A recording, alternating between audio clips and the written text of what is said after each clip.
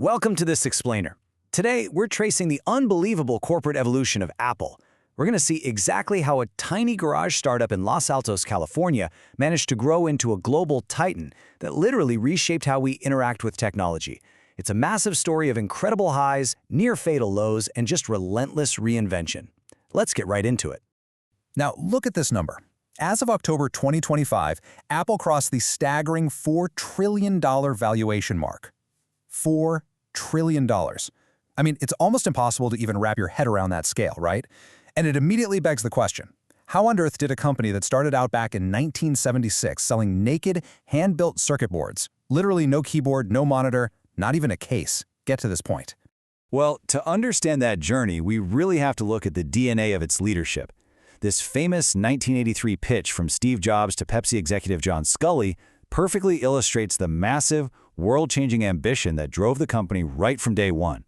Jobs wasn't just trying to hire a CEO here, he was selling a vision. He firmly believed Apple was building tools for the mind that would fundamentally alter human history. Part 1. From Garage to Macintosh.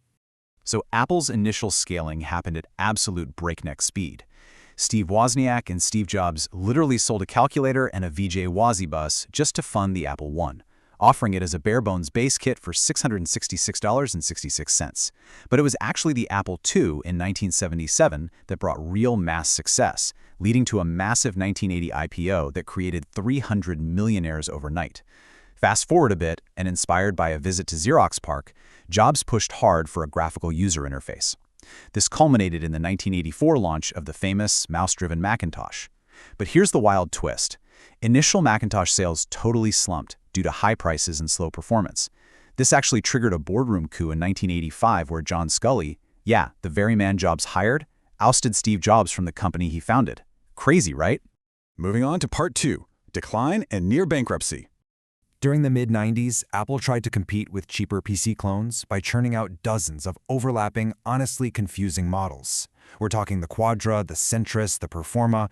It was a bloated mess that just completely paralyzed consumers.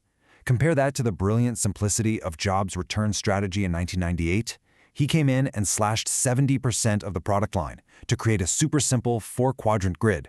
2 desktops, 2 laptops, consumer and pro. That was it. It completely eliminated buyer confusion and brought razor-sharp focus back to their hardware. But, before Jobs could even implement that elegant grid, things got incredibly dire. Suffering from major product flops, like the Newton tablet, and a totally plummeting stock price, Apple was literally weeks away from bankruptcy in 1997. Weeks! So, in a desperate move to find a modern operating system, they purchased Steve Jobs' new company, Next, for $400 million.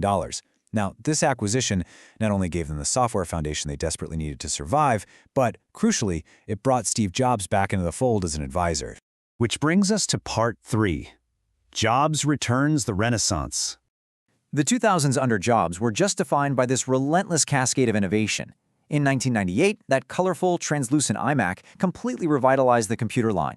By 2001, Apple was firing on all cylinders, releasing the rock-solid Mac OS X, opening their highly successful physical Apple stores, and, of course, dropping the iPod, which famously put 1,000 songs right in your pocket.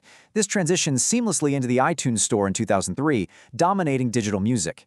And then, the big one. In 2007, Jobs took the stage to announce the iPhone, a device with a revolutionary multi-touch screen that essentially birthed the modern app economy as we know it today.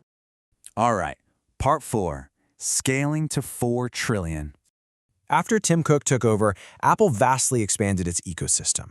They launched the Apple Watch in 2015, successfully pivoting it into a massive health and fitness powerhouse. In 2020, they actually shocked the industry by ditching Intel and transitioning their computers to incredibly powerful in-house Apple Silicon M-series processors.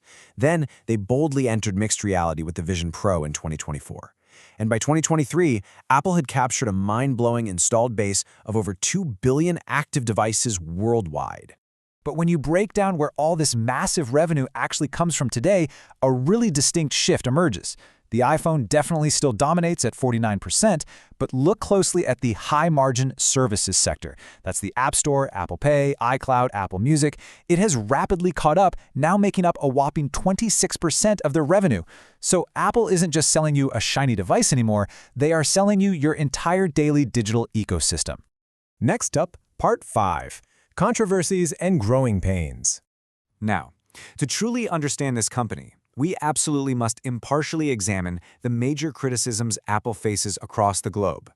On the supply chain front, they've faced intense scrutiny over harsh labor conditions at contractor facilities, like Foxconn in China.